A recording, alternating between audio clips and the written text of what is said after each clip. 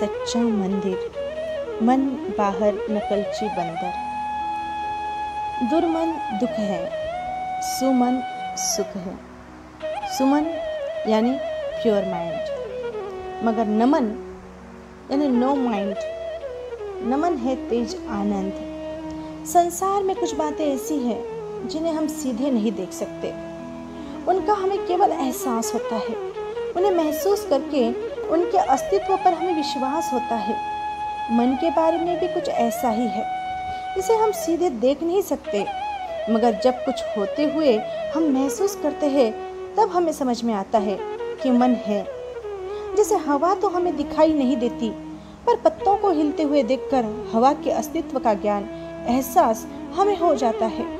उसी प्रकार विचारों और घटनाओं से सुख दुख का जो हमें एहसास होता है, उससे हमें पता चलता है कि मन है। मन एक ऐसा अंग है जिसका अस्तित्व शरीर में दृष्टिगोचर तो नहीं होता, परंतु उसका एहसास हमें हमेशा होता रहता है।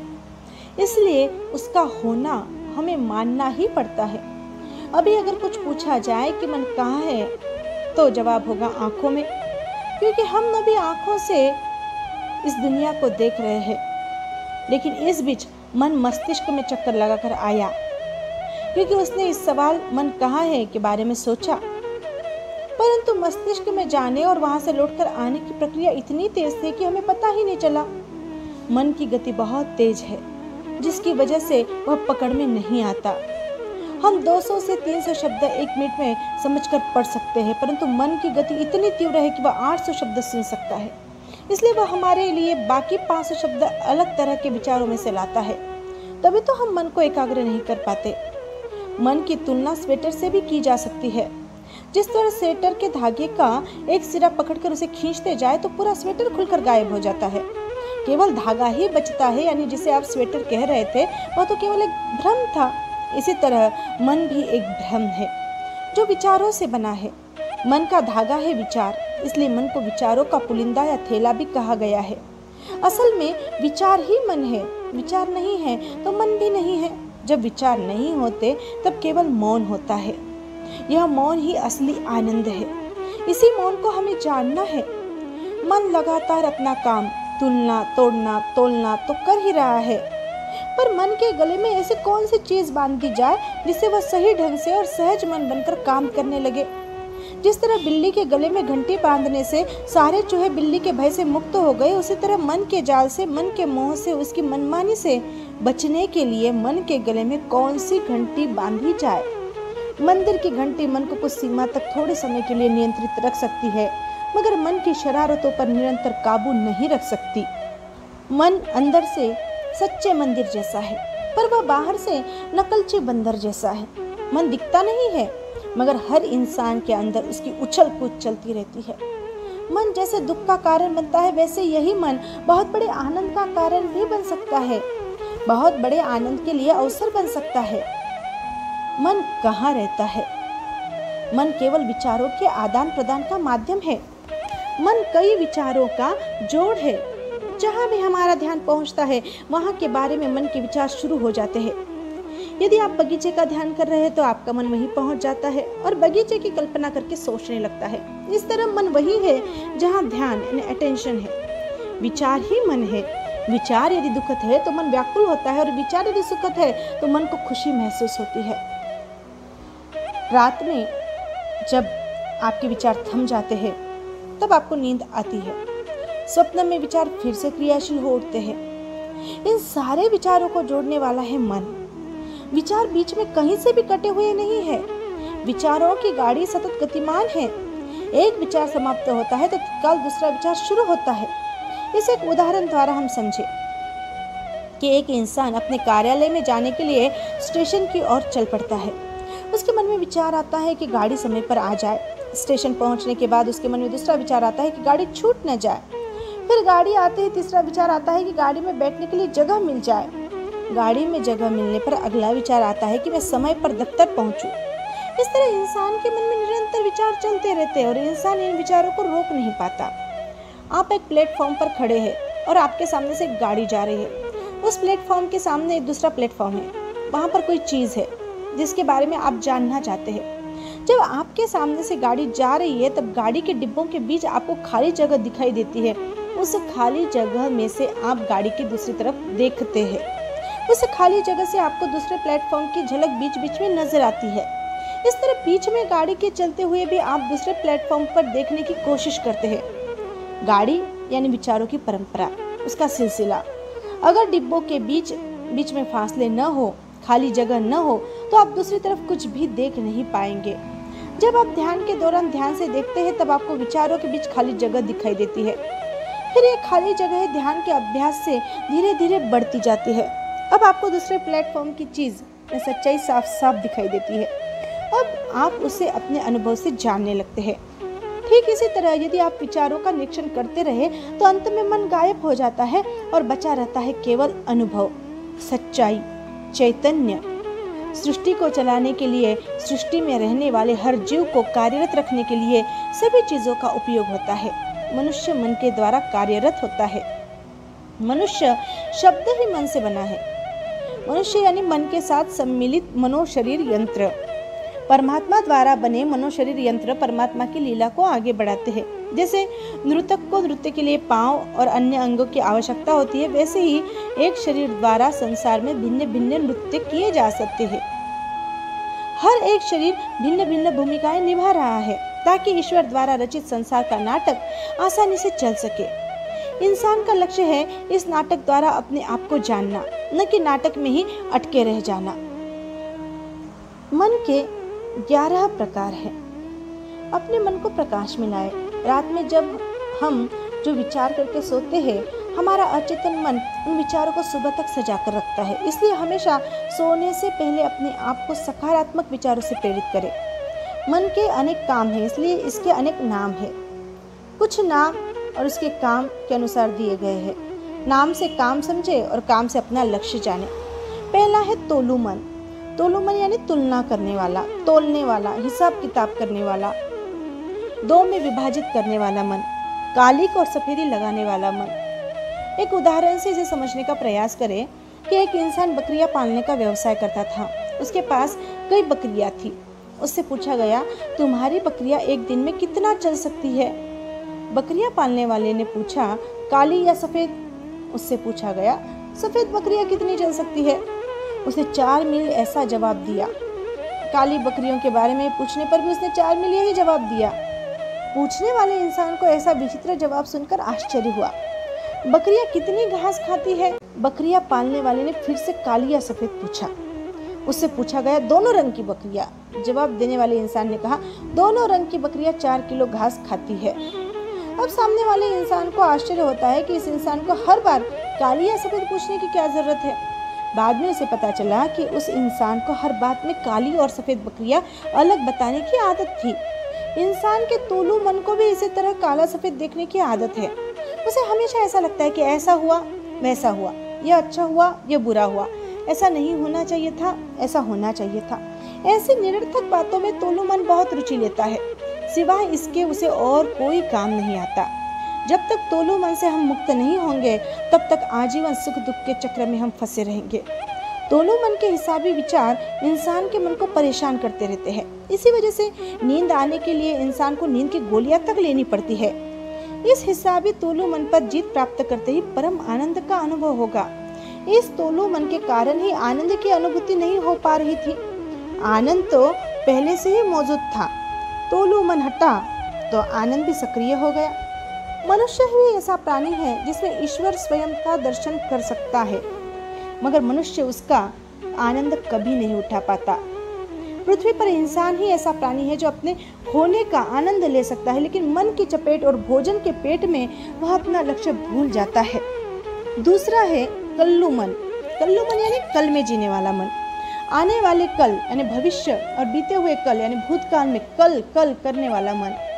जब आप स्कूल में पढ़ते थे और आपकी रविवार की छुट्टी होती थी, तब आपको ज़्यादा खुशी रविवार को होती थी या शनिवार को होती थी।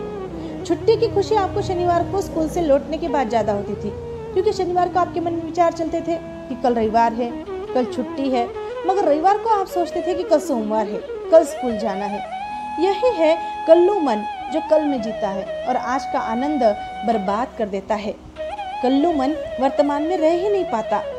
दिवाली के पहले जब उत्सव की तैयारियां चल रही होती है तब लोग बहुत खुशियां मनाते हैं, मगर दिवाली के दिन कहते हैं कि इस दिवाली में कुछ मजा ही नहीं आ रहा है। पिछले साल की दिवाली इससे ज्यादा अच्छी थी। ऐसा क्यों होता है? क्योंकि जैसे ही हम वर्तमान में पहुंचते हैं हमारा मन तुरंत भूत, बीते हुए कल या भविष्य आने वाले कल में छलांग लगा देता है। यही कल्लू मन है। इसे वर्तमन बनाना है। वर्तमन तीसरा है, यानी वर्तमान में रहने वाला मन जो हमारे चारों ओर चल रहा है उसे कहते हैं प्रेजेंट, यानी वर्तमान। वर्तमान यानी वर्तमान में अभी क्या चल रहा है उसे देखने वाला मन। वर्तमान में जो चल रहा है उसे जब साक्षी भाव से देखा जाए और पूरा देखा जाए तब आप वर्तमान में जीने की कला सीख पाएंगे। चौथा है प्लस मन। अस्पताल में मरीजों को दूसरों से अलग रखते हैं क्योंकि पहले उन मरीजों को स्वस्थ करना है, उन्हें ठीक करना है। यह अस्पताल की भूमिका होती है। जो नकारात्मक है उन्हें सकारात्मक प्लस करे। अस्पताल में प्लस का निशान होता है। मरीज प्लस हो जाएंगे तो उनके चेहरे पर रौनक आ जाएगी। प्लस करने के लिए हम पहले मन की कुछ मरहम पट्टी सकारात्मक विचार द्वारा ऊपर से करें। प्लस मन यानी जो सकारात्मक सोच रखता है, इस मन को प्लस मन बनाना है। यानी जो मन नकारात्मक विचार करता है उसे हमें निमित्त बनाना है। मन को निमित्त बनाने के लिए सबसे पहले उसे सकारात्मक बनाना होगा। हर इंसान को अपने आप को सकारात्मक विचारक यानी प्लस माइंडेड बनाना है। सकारात्मक विचार मन को नमन करने के लिए रास्ता बनाएंगे। पांचवा है सुपरमन। मन को बनाना है सुपरमन। सुपरमन यानी जो जल्दी से भूतकाल में से जाकर आता है, भविष्य से जाकर आता है। मन का भूतकाल में जल्दी जाकर आना यानी अपनी गलतियों से कुछ सीख कर आना, वहाँ जाकर बैठ नहीं जाना। इस मन को सुपरमन इसलिए कहा गया क्योंकि वह भूतकाल यानी पास्ट में जल्द जाकर वापस आता है और दूरदर्शिता के सहारे भविष्य में देखकर आता है। वो भविष्य में बैठ नहीं जाता, प्लानिंग करके वापस आता है और वर्तमान में सहज मन बनकर कार्य करता है। अगर आपके मन को भी सुपर मन की तरह भूत और भविष्य में से तुरंत चक्कर लगाकर वर्तमान में आने की कला आ जाए, यदि आपका मन वर्तमान बन जाए, प्लस मन बन जाए, तो आपके जीवन में पृथ्वी लक्ष्य की यात्रा सफल होगी, क्योंकि उसके बाद ही मन हनुमान बनेगा। छठा है हनुमान। हनुमान यानी जहाँ सेवा है, भक्ति है और सत्य के लिए समर्पण है। शब्द जो भी प्रयुक्त किए जाए उनसे कोई फर्क नहीं पड़ता। लक्ष्य प्राप्ति के बाद जो आनंद प्राप्त होता है उसी में सब काम सहज होते हैं। यदि आपका मन वर्तमान में स्थित हो जाएगा तो आपके जीवन के जो भी कार्य चल रहे वे आनंद और भक्ति में होंगे, हनुमान बनकर होंगे। ऐसे में यही मन अमन सुमन नमन होगा। सातवां है सुमन। सुमन यानी ऐसा मन जिसमें से नफरत, द्वेष, ईर्ष्या निकल चुकी है। सुमन यानी शुद्ध मन, प्योर माइंड। ऐसा मन जो नमन होने से पहले सुमन हुआ हो, उसके द्वारा किसी अन्य का नुकसान न हो। ऐसे मन से किसी सिद्धि का इस्तेमाल गलत मार्ग में न करे, यह वचन लिया जाता था। पौराणिक काल में सुमन, क्रोध रहित मन, प्योर माइंड को धैर्य तथा सहिष्णुता सिखाई जाती थी। वरना यदि किसी से अपराध हो गया, किसी की इच्छा के विरुद्ध कोई काम हो गया तो बस तत्काल श्राप दे दिया। श्राप फलित भी हो जाता था। इससे श्रापित व्यक्ति को बहुत ही दुख झेलना पड़ता था। इस स्थिति से बचने के लिए सुमन की यानी मन को शुद्ध बनाने की शिक्षा दी जाती थी, ताकि श्राप देने की इच्छा होने पर भी व्यक्ति सहिष्णुता, क्षमा भावना से काम ले पाए और किसी का अधिक नुकसान न होने पाए। आठवां है अमन। यही सुमन जब अमन बन जाएगा तब अमन और शांति का प्रसार होगा। दुनिया का हर वतन अमन की चाह रखता है, लेकिन स्वार्थी नेताओं की वजह से अमन कायम नहीं हो पाता। यदि सारे नेताओं का मन अमन में रम जाए तो अमन का जीवन सारे देशवासी जी पाएंगे। नौवां है नमन। मन नमन, न मन होना यानी समर्पित होना। मन के न मन, नो माइंड होने के लिए जरूरी है कि पहले आपकी निरर्थक विचार कम हो जाए। होना यह चाहिए कि जहाँ मन 1 मिनट में 800 शब्द पकड़ सकता है, वहाँ वह 1 या 2 शब्द पकड़कर संतुष्ट हो जाए। नमन होने के बाद मन के पीछे मन के परे जो सत्य है वह प्रकट होगा। अकड़ तथा अहंकार के कारण मन जब झुकने को राजी नहीं होता तब सर्वत्र दुख और अंधेरा ही अंधेरा छा जाता है। आप मंदिर में जाते हैं, ईश्वर के सामने झुकते हैं यानी नमन करते हैं। इसका अर्थ ही यह है कि आपका मन नमन हो चुका है। वास्तव में जब आप हृदय स्थान यानी तेज स्थान पर स्थित होकर नमन करते हैं तब वही सच्चा नमन होता है। न मन होकर आपने ईश्वर को प्रणाम किया तो वही सही नमन है। वरना मंदिर में ईश्वर के सामने झुकने के बावजूद आप मस्तिष्क में ही स्थित है, हृदयस्थ नहीं हो पाए हैं, तो आपकी स्थिति न मन की नहीं हो पाई है। सिर्फ 4 लोग आपको देख रहे हैं इसलिए आप झुक रहे हैं, केवल यह सोचकर कि मैं नहीं झुका तो लोग मेरे बारे में क्या सोचेंगे। तो यह नमन हुआ ही नहीं, बल्कि उस वक्त आपका मन और भी तीव्रता से उभर आता है। जब मन तीव्र यानी स्ट्रांग होता है तो वह सोचता है कि मैं झुक रहा हूँ तो मेरी पोशाक के बारे में लोग क्या सोच रहे होंगे, आज तो मैंने नई पोशाक पहनी है। इस तरह मंदिरों में भी फैशन परेड होती है। लोग सोचते हैं कि अब अगली बार कौन सी ड्रेस पहन कर आए। जब समझ नहीं होती, ज्ञान नहीं होता, तब मन इस तरह की बातों में अटकता है। इसलिए कहा गया है कि मन अंदर यानी मंदिर, मन बाहर यानी बंदर। मन जब नमन होता है, सेल्फ की भक्ति करता है, यानी अनुभव की भक्ति करता है, तेज प्रेम में डूबता है, तब वह दुनिया की हर कठिन चीज़ करने को तैयार हो जाता है। यहाँ तक कि वह स्व अनुभव प्राप्त करने के लिए, आज्ञा में जीने के लिए मरने को भी तैयार हो जाता है। मन को जब स्व साक्षी यानी सेल्फ ईश्वर के साथ प्रेम हो जाता है, तब उस प्रेम में वह हर तरीके से समर्पित होने को तैयार हो जाता है। 10वां है बाह्य मन व अंतर्मन। मन के अनेक नाम और विभाजन केवल समझने की सुविधा के लिए किए गए हैं। एक चेतन मन या कॉन्शियस माइंड, दूसरा अर्धचेतन मन या सबकॉन्शियस माइंड, तीसरा अचेतन मन या अनकॉन्शियस माइंड, चौथा अति चेतन मन या सुपर कॉन्शियस माइंड। इन सारे मनों को यदि केवल 2 में विभाजित करना हो तो ये होंगे बाह्य या बाहरी मन व अंतर्मन। अर्धचेतन मन, अंतर्मन सहज मन कहलाता है। बाहरी मन व अंतर्मन में क्या फर्क है? बाहरी मन और अंतर्मन में फर्क वही है जो हवा और तूफान में है। बाहरी मन का कार्य दिखाई देता है, अंतर्मन का कार्य दिखाई नहीं देता। अंतर्मन खामोशी से कार्य करता रहता है, जबकि बाहरी मन हर कार्य, विचार, भाव को महसूस करता है, अनुमान लगाता है और कभी नींद के अलावा शांत नहीं रहता। इंसान के शरीर को चलाने के लिए दोनों मन जरूरी है। दोनों में से अधिक श्रेष्ठ कौन है? किसी के भी श्रेष्ठ होने का सवाल नहीं आता। जैसे कोई पूछे फूल और नारियल में श्रेष्ठ कौन है, तब जवाब यही होगा कि दोनों का अपना अपना कार्य है, श्रेष्ठता का प्रश्न ही नहीं है। अब अंतर्मन और अंतरात्मा के कार्य व उनके फर्क को समझे। अंतरात्मा मन और अंतर्मन में फर्क यह है कि अंतरात्मा यानी चेतना मन को चलाती है। मन अंतर्मन को सूचनाएं देकर तैयार प्रोग्राम करता है। यदि यहाँ पर श्रेष्ठता की बात उठाए तो अंतरात्मा यानी सेल्फ बल्ब को जलाने वाली बिजली के बराबर है। बिना बिजली के बल्ब का कोई उपयोग नहीं। बल्ब है हमारा शरीर, मनोशरीर यंत्र। आंतरिक मन कोई वस्तु नहीं है जो कहीं पर रखी जा सके। आंतरिक मन है कल्पना, याददाश्त, बुद्धि और बाहरी मन की मिलीजुली तैयारी, प्रोग्रामिंग। सहज मन है आंतरिक मन की कार्य प्रणाली। यह मन अपने आप बिना कुछ किए शरीर को चलाने के लिए है।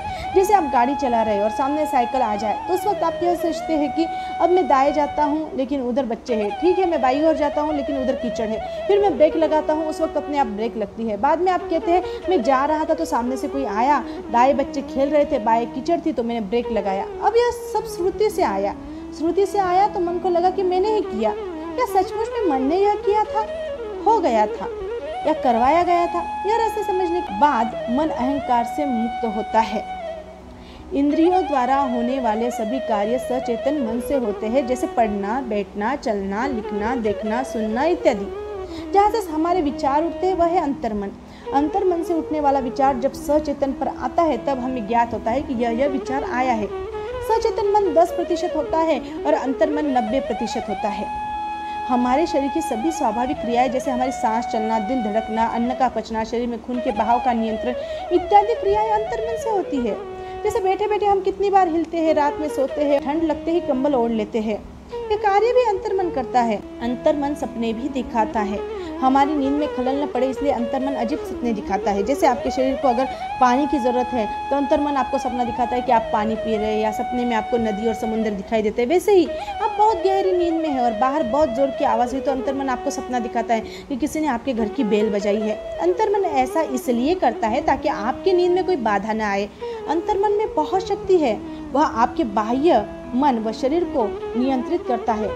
आपने ऐसा देखा होगा कि जब भी आप अचार या इमली के बारे में कल्पना करते हैं तो स्वतः ही आपके मुंह में पानी आ जाता है। ये एक आश्चर्य है। आज की सदी में सबसे बड़ी मनोवैज्ञानिक खोज यह हुई है कि हमारा अंतर्मन देख नहीं सकता तो उसे हम जो दृश्य दिखाते हैं उसी को वह असली मान लेता है, चाहे वह दृश्य सच में हो रहा हो या कल्पना में। दृश्य को सच्चा मानकर वह शरीर में वही स्थिति पैदा कर लेता है जिसकी कल्पना की गई है। इस खोज का लाभ लेते हुए आप अपने मन को वे दृश्य कल्पना द्वारा दिखा सकते हैं जो आप अपने जीवन में देखना चाहते हैं। उदाहरण के रूप में सफलता, स्वास्थ्य, गुण या आज़ादी। इन सभी बातों को एक उदाहरण से समझे कि जैसे बड़ा पानी का जहाज है, पानी का जहाज चलाने का पूरा कंट्रोल जहाज के नीचे कंट्रोल रूम में होता है।